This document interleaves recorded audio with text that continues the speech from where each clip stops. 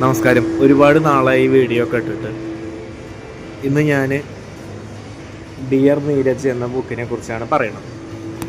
Dear Neeraj എഴുതിയിരിക്കുന്നത് ജയലക്ഷ്മി ശ്രീനിവാസൻ. ഇവർ medical ഫീൽഡിലാണ് work ചെയ്യണത്. കണിച്ചുകുളങ്ങരയിലാണ് ജനിച്ചത്. ഇപ്പോൾ വർക്ക് ചെയ്യണത് എറണാകുളത്താണ്. ഇപ്പോൾ താമസിക്കുന്ന എറണാകുളത്താണ്.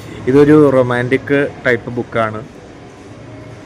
ഈ നീരജ് എന്നുള്ള കഥാപാത്രത്തിനെ പ്രേമിക്കുന്ന രണ്ട് പേരാണ്. ഒന്ന് മുമ്പുണ്ടായിരുന്നൊരു പ്രണയിനി, പിന്നെ ഇപ്പോഴുള്ള ഒരു ഭാര്യ. അപ്പോൾ രണ്ടുപേരും ആ ഒരു രീതിയിൽ ആളെ കെയർ ചെയ്യണതും ഉള്ള കാര്യങ്ങളാണ്. മീൻസ് കോണ്ടാക്റ്റ് ഇല്ല. മുമ്പുണ്ടായിരുന്ന ഒരാൾ ഇപ്പോൾ നിലവിൽ കോണ്ടാക്റ്റ് ഇല്ല. പക്ഷെ പല കാരണങ്ങൾ കൊണ്ട് അവർക്ക് ഒന്നിക്കാൻ പറ്റാതെ പോയി. അപ്പോൾ ഇപ്പോഴുള്ള ഭാര്യയും ആളെ അതുപോലെയാണ് കെയർ ചെയ്യണത്. അങ്ങനത്തെ ഒരു ബുക്കാണ്. സിമ്പിളായിട്ടുള്ള വായന, അല്ലെങ്കിൽ സിമ്പിളായിട്ട് നമുക്ക് വായിക്കാൻ പറ്റിയ ഒരു ബുക്കാണ്. ഒരു നമ്മൾ ഫ്രീ ആയിട്ട് ഇരിക്കുമ്പോൾ, നമ്മൾ റിലാക്സ് ആവാൻ വേണ്ടി വായിക്കുമ്പോൾ സിമ്പിളായിട്ട് വായിക്കാൻ പറ്റിയ ഒരു ബുക്ക്. പല കാരണങ്ങൾ കൊണ്ടും നമ്മൾ ഓപ്പോസിറ്റ് നിൽക്കുന്ന ആളെ ചിലപ്പോൾ പരിഗണിക്കാതെ വരാം. ചിലപ്പോൾ ഒരു മെസ്സേജ് അയച്ചാലോ അല്ലെങ്കിൽ ഫോൺ വിളിച്ചാലോ നമ്മൾ അറ്റൻഡ് ചെയ്യേണ്ട സാഹചര്യം ആയിരിക്കില്ല.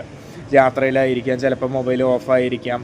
അപ്പം നമ്മളെപ്പോഴാണ് ഫ്രീ ആവുക, ആ ഒരു സമയത്ത് അയാളെ കോണ്ടാക്റ്റ് ചെയ്തില്ല എങ്കിൽ അത് നമ്മുടെ ഭാവി ജീവിതത്തിനെ എഫക്റ്റ് ചെയ്യുകയാണെങ്കിൽ എങ്ങനെ ഉണ്ടായിരിക്കും.